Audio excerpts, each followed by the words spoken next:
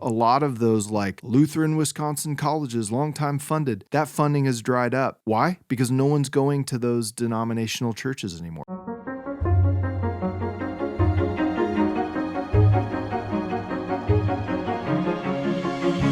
I'm so excited to be here with Dr. Joseph Clair, who's a professor. He's a leader in higher education. He's an author of Reading Augustine on Education, Formation, Citizenship, and the Lost Purpose of Learning. Look at this book.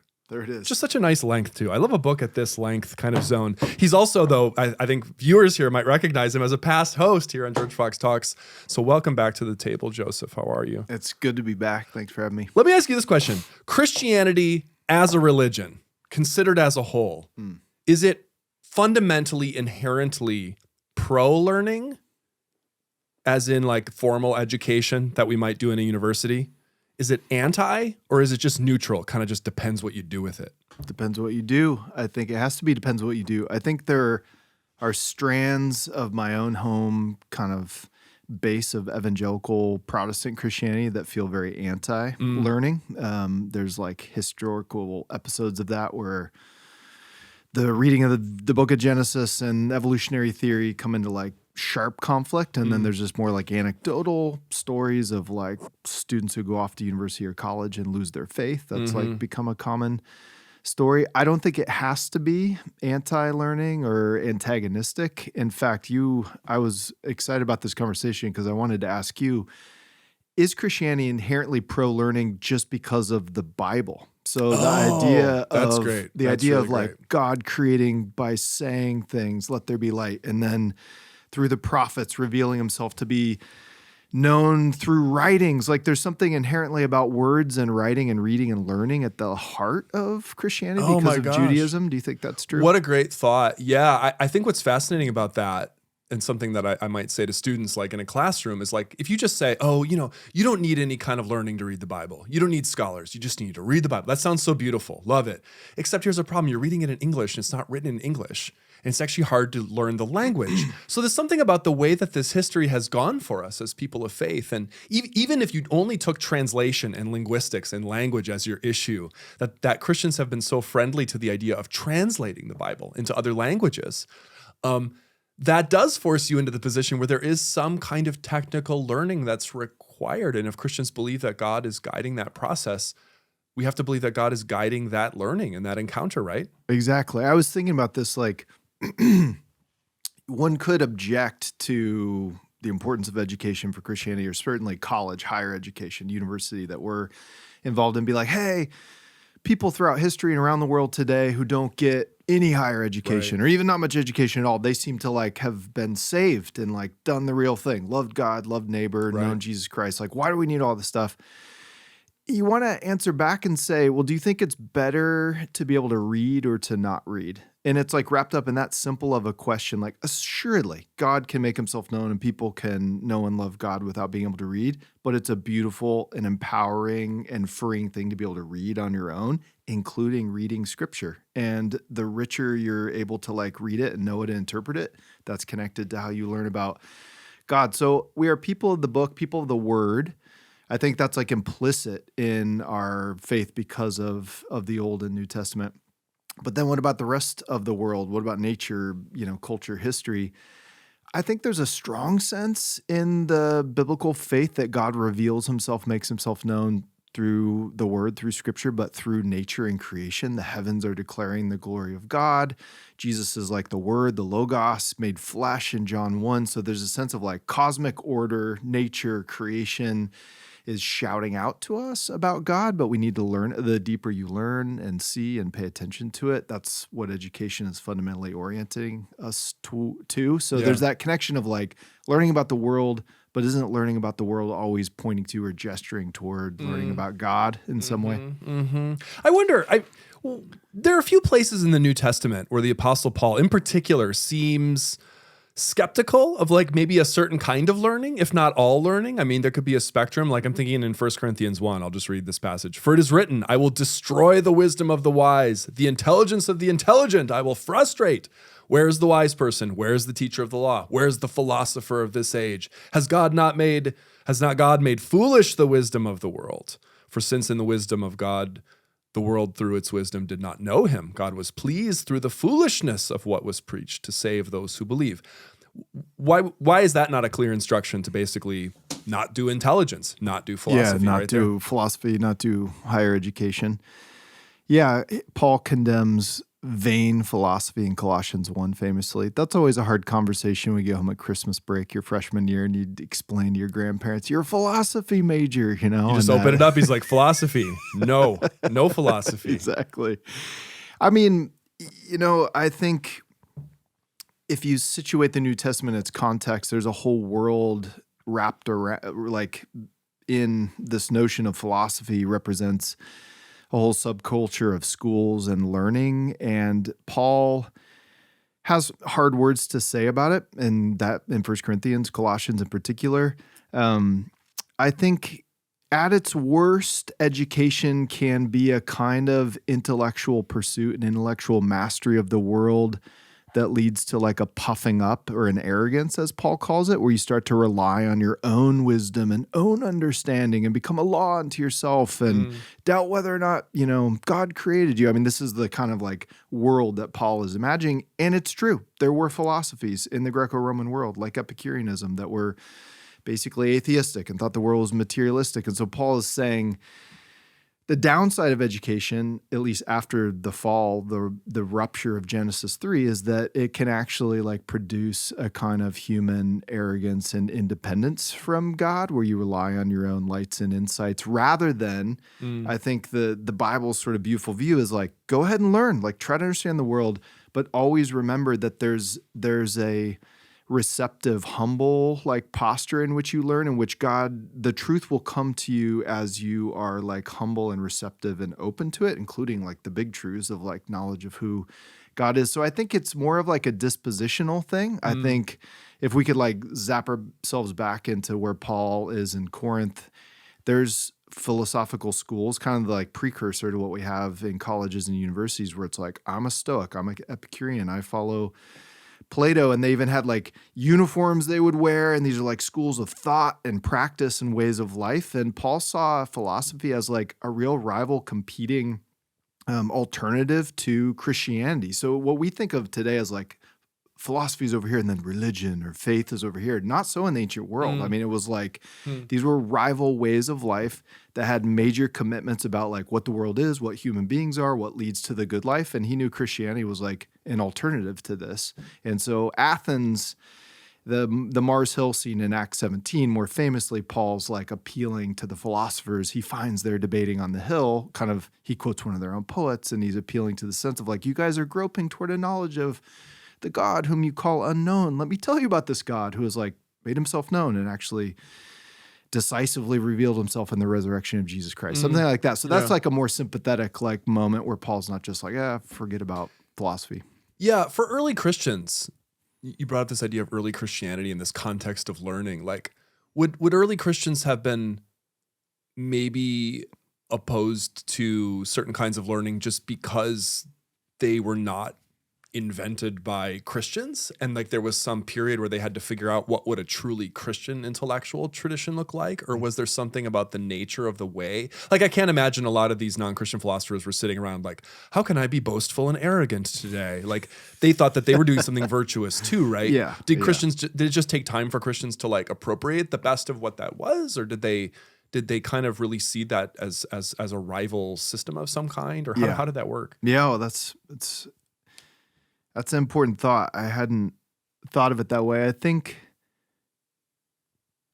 you have Christianity coming like Judaism before it. So before Jesus and before the New Testament, you have a very like robust religion, faith, way of life that includes its own kind of learning. So if you take Judaism, for example, like you've got Torah, you've got the writings, the prophets, you've got like learning, you're passing this on, like remember this stuff, write it on your doorpost, like learn, read, get the words. Right. By the time Judaism and Greek culture are interacting in a place like North Africa and Alexandria and Egypt, you have like schools of like, here's Jewish thinking going on. And hey, this Jewish person, Philo of Alexandria, actually like knows all this stuff about Greek philosophy. And that's like a world of learning with its own stories and like approaches to the intellectual life. And you get like a cross-pollination. So I think Christianity comes on the scene and they already have like predecessor versions of like, oh, how did Philo do this with the Old Testament and Right. Greek philosophy? And so Origen and Clement and other people are like looking to Judaism as a model in some ways. I think the big difference, I can't speak to Judaism as much, but the big difference with Christianity is that there is a class and economic sort of status associated with learning, like reflective, like higher learning philosophy in the ancient world, that Christianity is like equipped to encounter and respond to, because a lot of the people who become Christians are like Augustine of Hippo, who you know I love, who was like a teacher of rhetoric at the highest level, and then he converts to Christianity.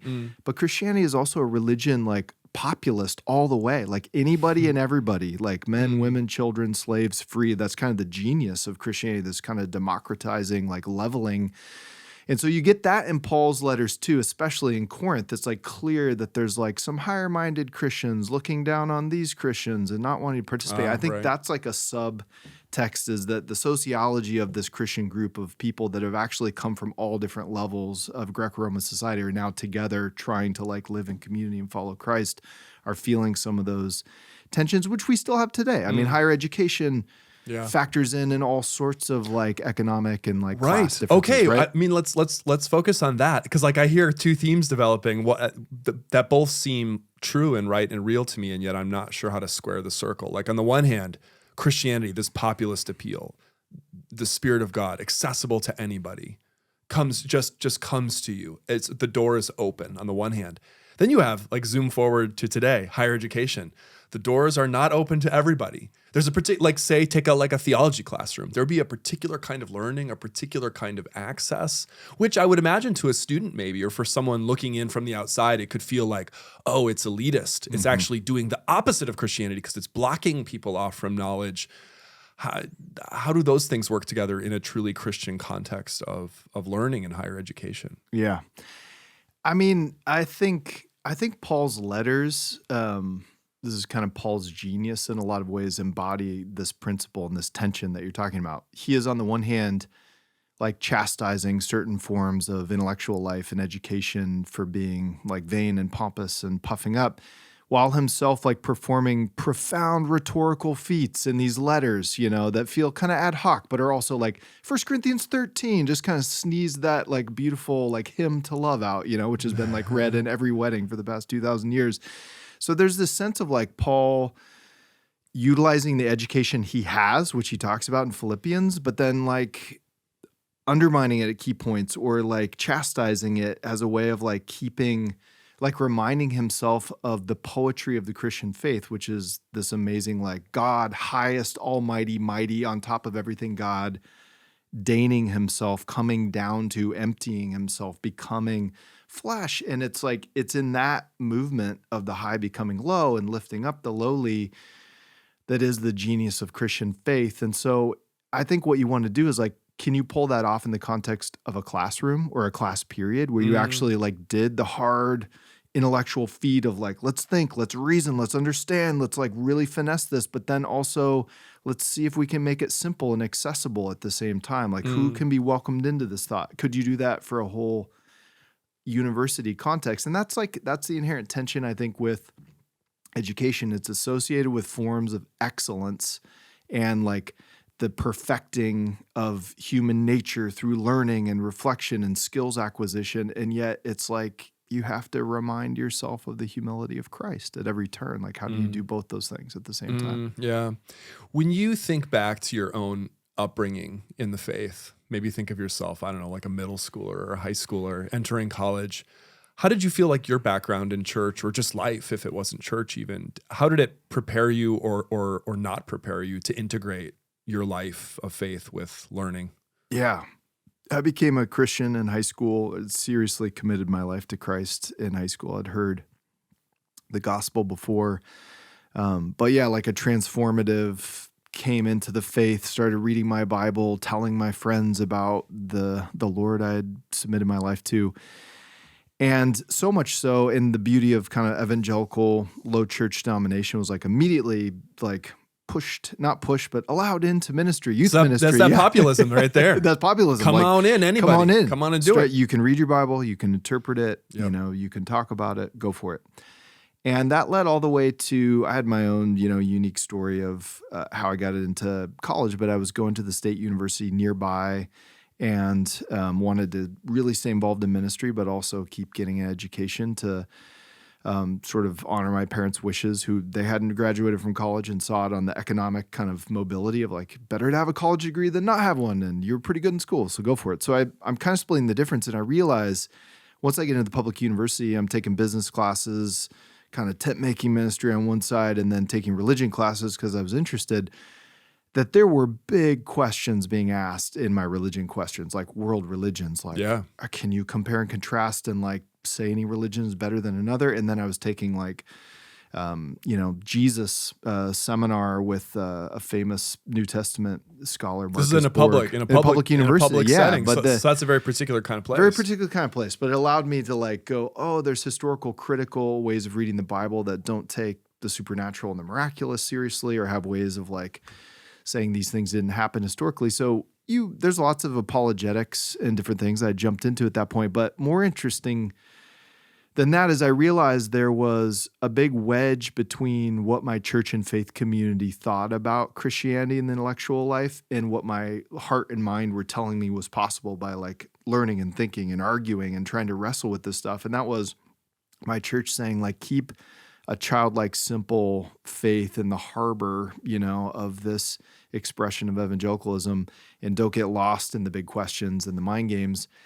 And me just feeling like, and starting to catch wind of like, oh, there's other Christian scholars out there who are like wrestling with these things and responding on the basis of an Orthodox Christian faith. Or there's like great figures in the history of Christianity, C.S. Lewis, Augustine, Julian of Norwich, all these things. So through that, by God's grace, sort of strange circumstances, I applied to transfer, went to a Christian liberal arts college in the Midwest. And that was like a place where I found my love of learning, which I'd always had and done well in school, and my passionate faith in Christ were married and merged for the first time. And I saw them not as antagonistic. Yeah. But okay, so blended. are you saying though then that when you entered the university, the public university, that the kind of faith you had and the journey you were on, it just didn't prepare you for that collision with knowledge? Or did you really, and you had to seek out a Christian university to really get that? Like it wasn't part of your own faith upbringing to marry those worlds together? Yeah, that's the way to say it. I think that the emphasis on my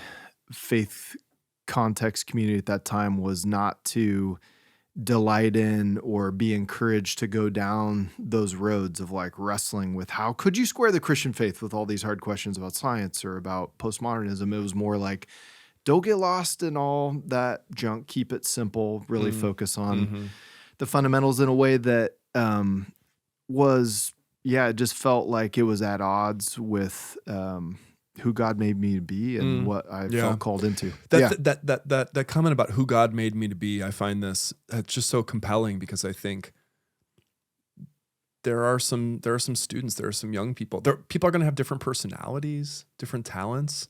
And for people who are given this gift of thinking and learning and being the type of young person like what you're describing, I think sometimes the world or even maybe the church puts like some really tough, kind of almost like impossible, guidelines upon us to like not engage that or something. I guess that leads me to ask you, how do you think the church, very broad question, how do you think the church is doing these days at sending kids off to college? Do you think it's preparing people for an experience of learning and love of God combined? How's the church doing? What kind of grade would you give it? What do you see? The church, at least my pocket of exposure to the church, which is here, Pacific Northwest, and evangelical Protestant, obviously other strands, is not, I think that it is focused on higher education and college and university through the lens of career and professional sort of development for the most part. And that's a broad kind of cultural consensus in America, that it's very important that you figure out what your career might be, get a degree in that profession, and know what your return on investment is going to be. Totally understandable. It's a huge and costly commitment of time and money to go to college. But in that, I feel like there's been a loss of a sense of like becoming and human development and the like maturation of you as an individual with God that goes on in the college years and in the launch, which is like definitely about getting a livelihood and a career, but also about like coming to internalize and take it on your faith as your own and to sort of like come up with your own mature moral commitments and sense of purpose and becoming like beyond the confines of your home and family.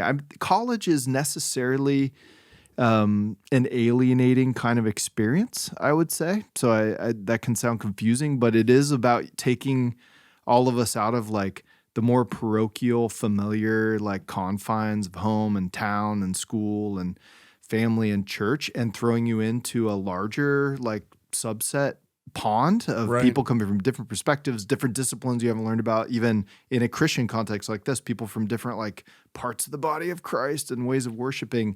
The problem is, I think the alienation sometimes is not like coupled with a strong sense of formation and familiarity and belonging that allows the student to be formed and not like remain alienated from where they came from. I think Right. that's universities are like, have become about like, how can we send people out of their small little worlds out into this nomadic, American economic landscape where they never go back. I don't think that's the purpose of a university. And I think that's been like a failure. So I'm evading the question, like our churches preparing students for going off to college.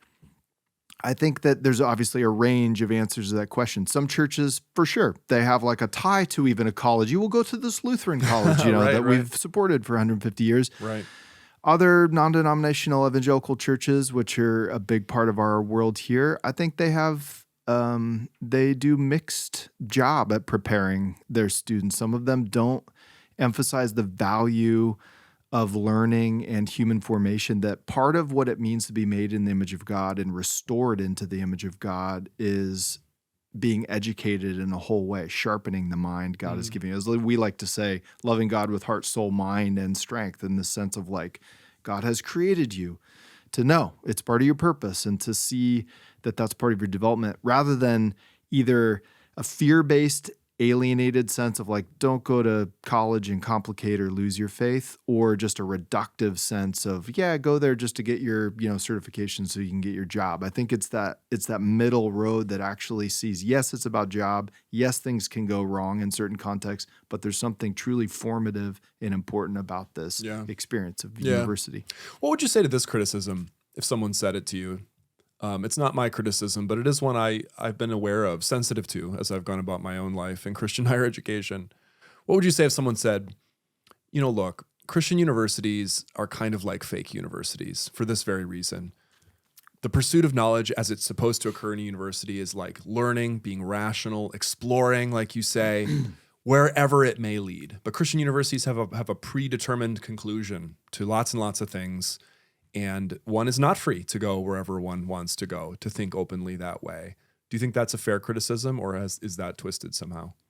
Yeah, it's, can you actually have academic freedom in something like a Christian university, or are we just like a superficial like shortcut to the intellectual life? My answer is that assuredly certain Christian universities are oversimplified and maybe using faith as a shortcut, but it need not look that way, and I don't think it looks that way here.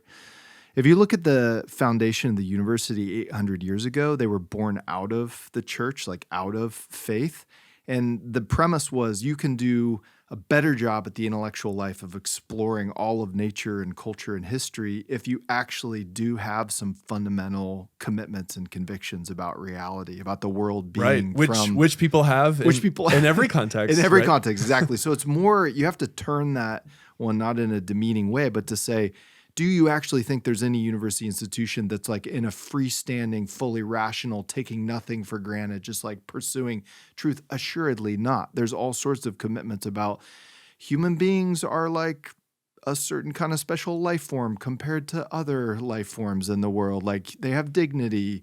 There's something special about developing them through education. There's all sorts of prejudgments that animate and motivate the life of the mind in any university setting. And this is, we've talked about this before, but Alasdair MacIntyre, this famous 20th century philosopher at Notre Dame, says, actually tradition or faith-shaped inquiry can take you farther down the road of truth-seeking in certain contexts, because by having certain foundational commitments and convictions about reality, allows you to press further into kinds of research. And that's certainly been the story of like natural science in the West and how far Newton got with gravity. It wasn't because he was freestanding, taking nothing for granted. He had a certain perspective on creation. And so the story is that tradition need not be, faith need not be an end run, shortcut, superficial, thing, but it certainly could. You can also imagine a kind of police state version where the freedom of inquiry is hampered and stifled and strangled by, well, you can't ask that question, in this context. And so it's a tension. And I think getting that tension right produces like a really healthy atmosphere. Yeah.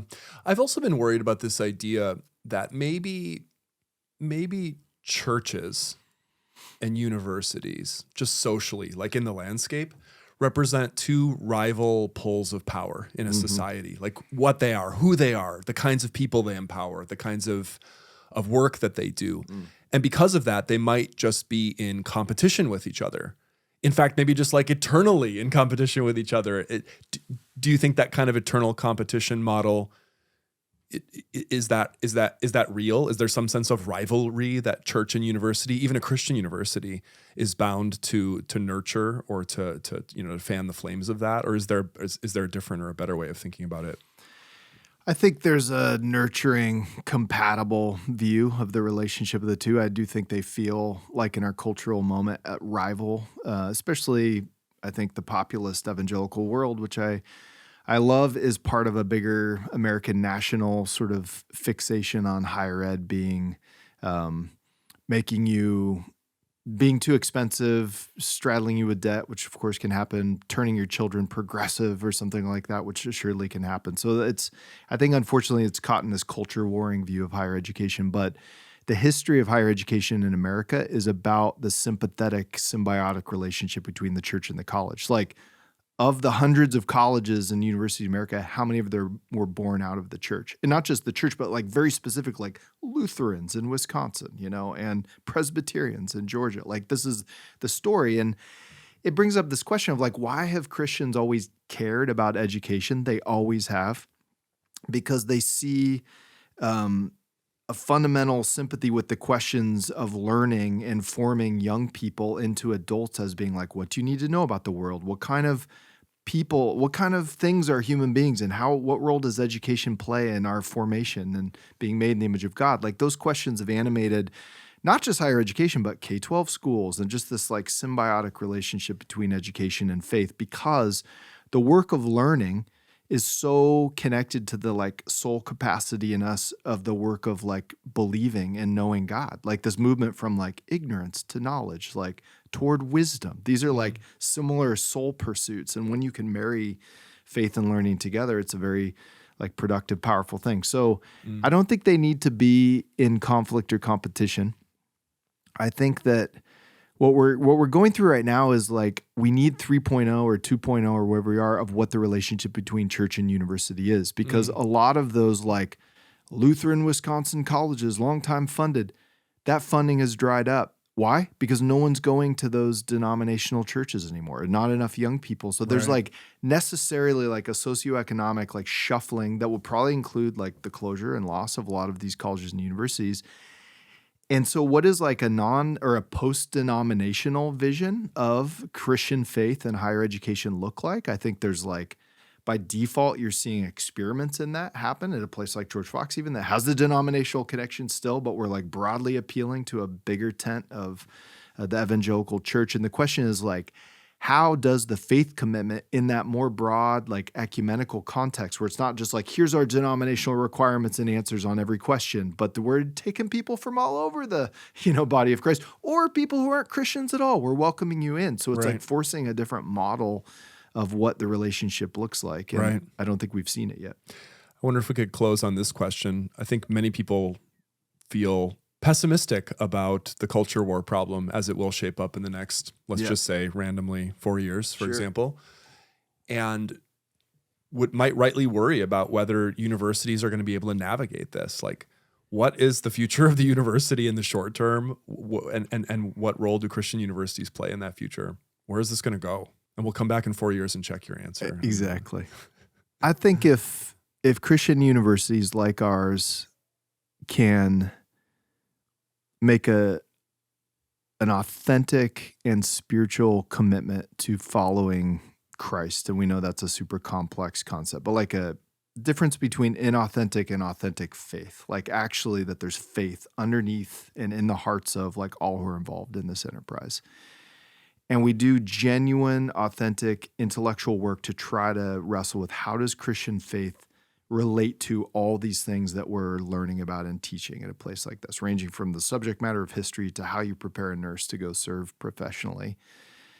If you do that in a way that keeps a whole vision of formation such that young people are being trained not just for professions or not just even deepening in their faith, but thinking about what it means to be a human, to be a citizen, to be related to other people and serving the common good. Like this is the fragile treasure of how how Christians in America have done Christian higher education is it's like a whole picture, which includes your heart with Christ, includes your profession and your economic wage, but it also includes like what it means to be a good neighbor, a citizen. All stuff can sound sort of like trite as it rolls off the tongue, but actually learning about history, actually learning about, socioeconomic policy, like these are things that Christians have done so that they can be solid, like fellow members of society. And I think that right now we're dealing with like the loss of that vision of formation in even Christian universities as we've just shifted the way we do curriculum and think about the formation and the time that goes on.